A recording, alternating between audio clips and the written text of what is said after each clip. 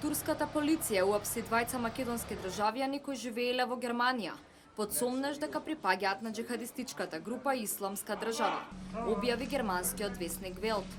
Повикувајќи се на германските власти, весникот пишува дека се работи за лицата Аднан С, кој живеел во Бремен, и Зулхарей Ц од Хамбург. Според информациите, и двајцата во Турција допатувале од Сирија.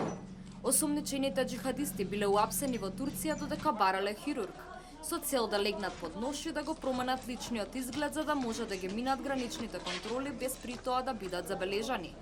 Во написот се додава дека дозволите на осомничените терористи за престој во Германија били истечени, па тие не можеле легално да се вратат во земјата бидејќи не поседувале германско државјанство, туку само македонско.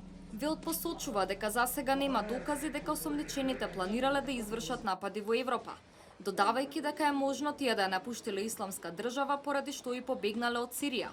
Меѓутоа, Германската федерална криминалистичка служба формирала посебна истражна група која била задолжена да го испита овој случај. Според информациите на Велт, македонските власти веќе побарале од Турција да ги екстрадира двајцата уапсени во Македонија, со цел да им се суди за членство во Исламска држава.